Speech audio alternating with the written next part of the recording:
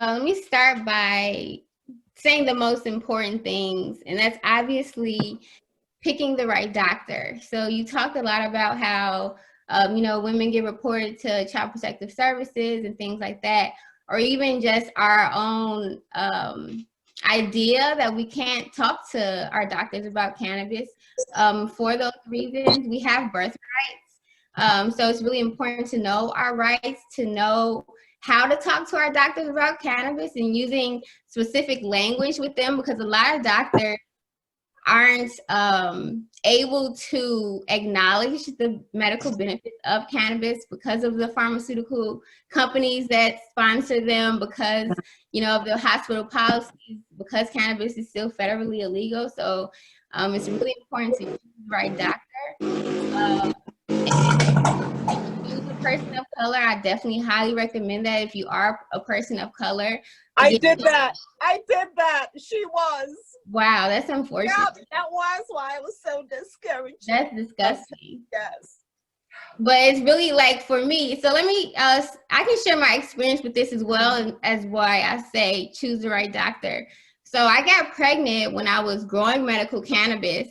And at the time, I knew nothing about birth rights. I really knew nothing about if my working in the cannabis cultivation center was harmful. So I initially was talking to my doctors about that. And so that's how I was able to not only educate them about, what we were growing, how we were growing these plants, but I was really able to talk to them about, my consumption as well, and not feel like I was being stigmatized because we were growing for pediatric patients. So I had no doubt that it wasn't beneficial to children or that it will harm our pregnancy. So it's really important for women, even if you're not pregnant, to be educated about how cannabis can support pregnancy. There's a lot of research. I know people say there's no research, but there's actually a lot of research to suggest that cannabis has great benefits and use for obstetrics and gynecology for the female body. And really, it's important for women to have a healthy endocannabinoid tone in order to maintain pregnancy, in order to get pregnant. So really shattering the stigma is what I really support. So talking to your doctors, being educated, being willing to, build a village around you who are, educated about cannabis, who are supporting you in your use, not consuming negative propaganda, misinformation that can be harmful for you and the baby. And be willing and able to advocate for yourself, your child, if you need to. You have to be educated. You have to be able to talk to your doctors. And if they do report you to Child Protective Services, you have to know what to say to Child Protective Services.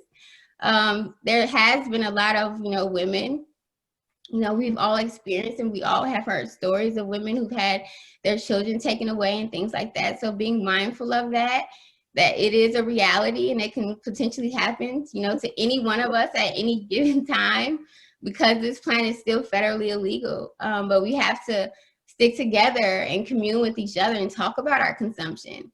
Because if we're not talking about it, if we're not, sharing these resources, like you said, then this will persist. The hospitals, they know the benefits of cannabis. They have obviously been researching, the endocannabinoid system, and they are aware.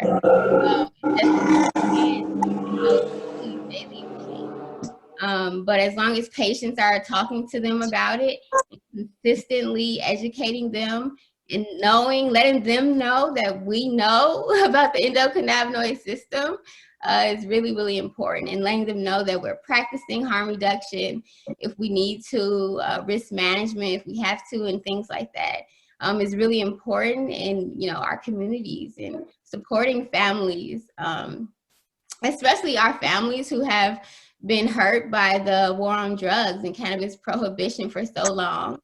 There has been, education targeted towards specific communities. Certain communities do have access to these healing benefits of cannabis during pregnancy. So it's important that everyone has these opportunities. Everyone is knowledgeable about their birth choices, and understanding that cannabis is a birth choice. It's a healthcare choice, and we have, you know, the right to choose cannabis during pregnancy, childbirth, and postpartum. And there is research to support all of its use for the female body.